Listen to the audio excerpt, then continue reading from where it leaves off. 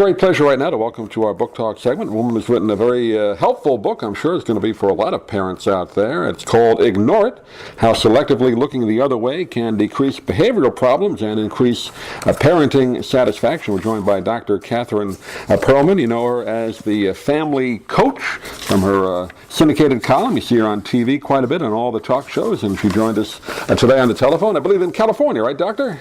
That's correct. How are things out there today? Hope they're nice. Sunny and beautiful.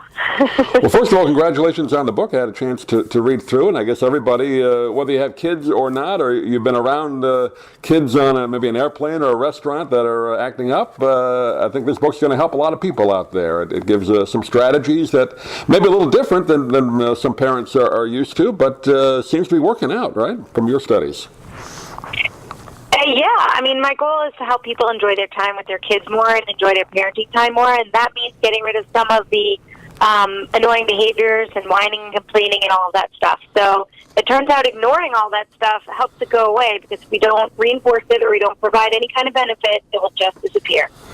But my parents had us. My parents were depression kids, born in the 20s, and they were a little older when they had us. So they kind of used this. They didn't call it ignoring it, but I think they kind of used a lot of what you write about here. Is when we acted up, not as much as maybe a lot of kids, but when we did, kind of taking away things that we enjoyed, and that really got the message across. So I guess that's the basic premise of it, right? I mean, the idea is really to take away the benefit of our attention. Parenting is so different nowadays. We give our kids endless amount of attention. Our parents let us play on our own. We rode our bikes to our friends' houses. We came home by dinner. Right. It's a totally different ballgame now. Kids are never alone, and we lavish our attention on them, which is okay, except when we don't, they will do just about anything to get that attention, and even if it's in a negative way. And so that's what this is all about. And if that tantrum allows them to have a few more minutes of television, or to help them to avoid eating their carrots, well, that's what they're going to do. So if we can ignore all those behaviors, the kids will find that there's no benefit to it, and they'll find more effective ways to act to get what it is that they need and want. Yeah, you bring up a good point there. The way I was brought up, and people in my generation, 70s, I guess, is the decade we grew up. Like you said, you could go out, ride your bike. Your mother said be home by, 6 o'clock for dinner, and you knew that, and you had enough attention at home. You didn't feel deprived of it. But I guess a lot of kids now, like you said, they're looking for that extra time with their parents, maybe because both parents work or whatever the reason is. So that added to this problem, right,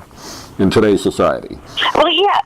I mean, and from birth, we're we don't just let them play. We're playing blocks with them, and we're taking constant pictures of them and constant videos of them, and smile one more time and do that one more time so I can see it. And so they're used to getting this constant source of attention. But the truth is, kids really do like independence. If I give my daughter a little bit of money and ask her to go walk to the store to pick something up for me, or she's bored and I say walk to CBS and read a magazine, she's thrilled. She feels like, wow, look at me, look what I can do. And so we're actually robbing kids of that experience of being independent and doing stuff and feeling the joy for themselves. Yeah, I guess that term, helicopter parents, I never heard that till a few years ago, but I guess that's what it is, the parents hovering around too much, right? Yeah, well, it used to be like this negative term. We only talked about those parents, those helicopter parents. But the truth is, honestly, to some extent, we're all helicoptering now. The school expects you to be intimately involved with the kids' homework and to be coming into the classroom all the time. The doctors expect it. It's just everyone expects us to be at all the baseball games. My kids never came. My parents never came to my volleyball games, my tennis tournaments. They didn't. I got home and they'd be like, how'd you do? Once in a blue moon, they'd show up. Now, if you don't come, it's like, oh, where are your parents? Is everything okay? It's just a very different time period. And you talk about in the book several different techniques. And again, another term I never heard of outside of the world of sports until a few years ago was timeouts. Are they effective? I know you talk about it in the book. Yeah, timeouts actually are effective when used properly. The problem is most parents are using them incorrectly, and therefore it's basically defeating its purpose. So the idea of timeout is just the same idea of ignore it. If you don't give something attention, it will become ineffective and it will go away. But when parents put kids in timeout, they insist on them sitting in a certain step for a certain amount of time. And the kid, of course, gets up, of course, tries to push the parent's buttons so they will interact with them again.